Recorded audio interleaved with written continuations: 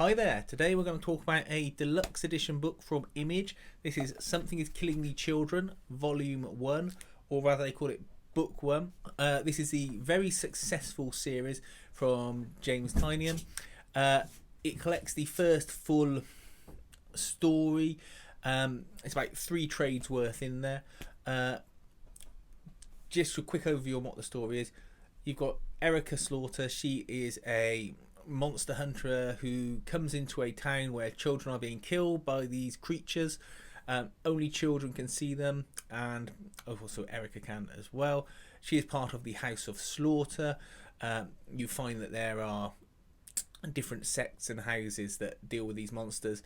It is explained in spin-off volumes what the different houses do.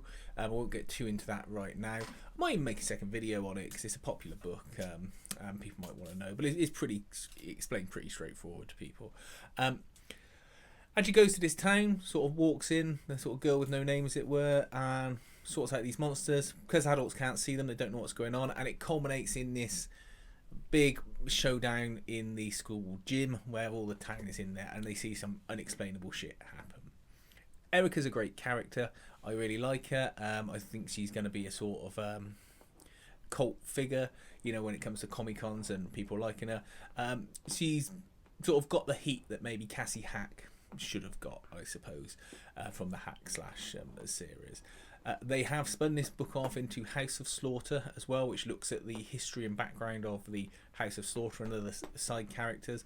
I did not like that series much. I tried to read it, got the first sort of arc in, and it's just not for me. I could save me pennies. But you might like it if you like this. But this is a fantastically good value book. Let's have a look at the flip through, and then we'll have a look at pricing and availability afterwards. Okay, so you got Something is Killing the Children, Book 1 from James Tynion. This obviously collects a first main story arc in the series, which is Erica Slaughter going to a small town to investigate the deaths of some children, finding out that it is the result of monsters and resolving that issue. It's a pretty straightforward story, but obviously there's a lot of lore explained during this. This is the Deluxe hardcover edition. Obviously normal Deluxe edition size. No dust jacket because it's from Image. They don't give dust jackets. Nice plain design on the back. What you will notice is that this is an embossed design as well. You can't probably see it on the camera, but it's all raised, this dragon design. Nothing raised on the front of the book, but it is.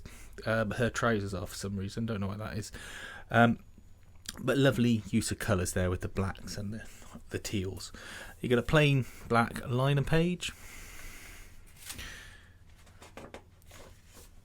And then straight into the book, just a short credits page, and boom, the art's straight in. And the artwork really looks good in the larger format. I read this series digitally originally, but when you see it in this bigger format, it really just works. You've got Erica there. Essentially, stories this is that certain people can see monsters. It's explained how that is throughout the series.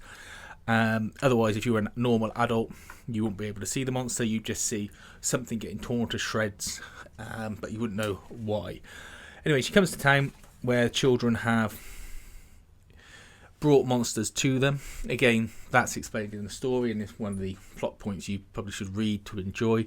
But essentially, children can invoke monsters on them, and she is part of a sect, the House of Slaughter, which got a visitor from Millie the cat, which deals with these monsters.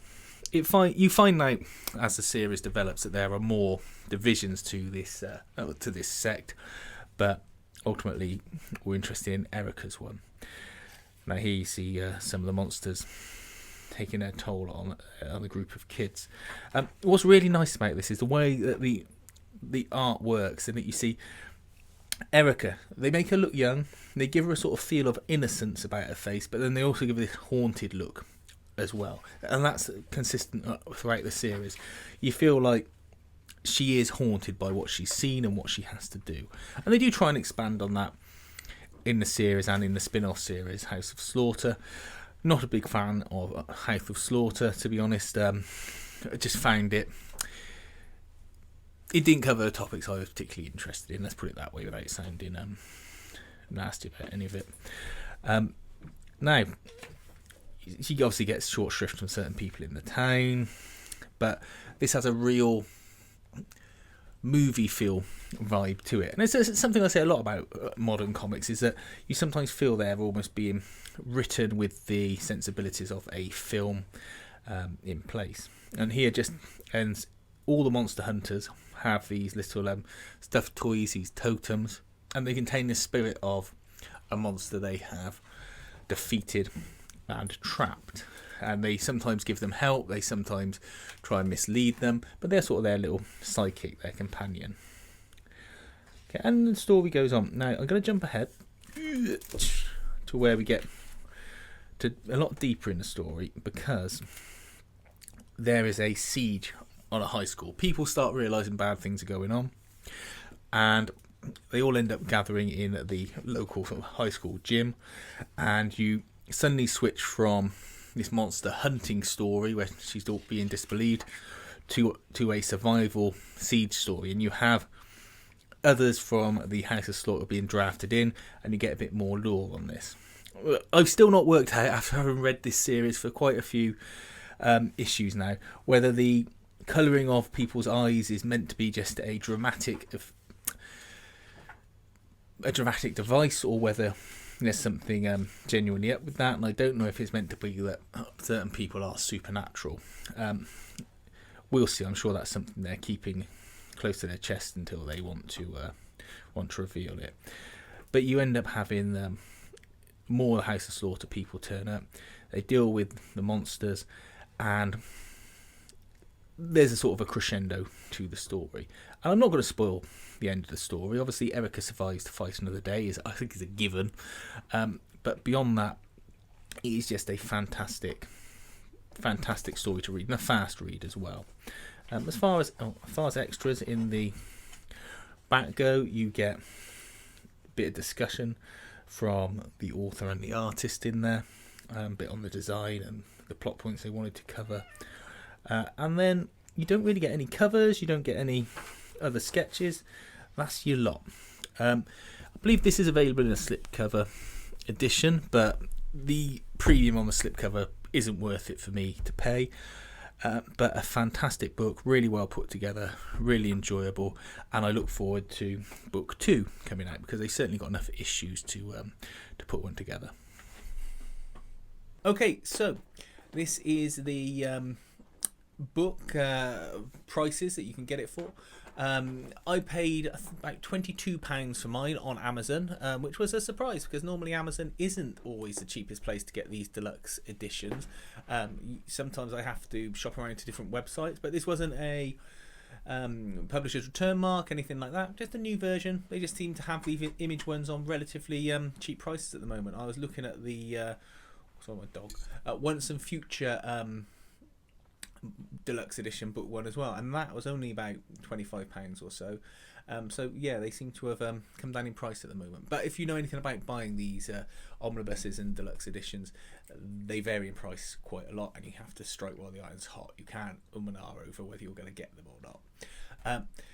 But totally available at the moment, totally worth getting. A great story just if you just get the book 1, and I would totally recommend getting it if you're a fan of, you know, your alternative comics, and you don't just want a superhero story. You'd like something that's a bit horror-y, a bit action-y, and, you know, a bit sort of, I'd say hard-boiled, I suppose she is. You know, with that strong protagonist. It's a female, but it's not sort of down your throat. Oh, look, this is a message of super equality. She's just a tough woman, a well-written character. And what that means is that whether she's a man or a woman, it wouldn't make a blind bit of difference. She's just a good character. Let me know if this has helped you out, whether you were thinking of getting this book, whether you knew that it was even out in this deluxe edition, or whether you knew that it's going for such a reasonable price at the moment. Give us a thumbs up. Otherwise, thanks for watching, and hope you enjoy your comics.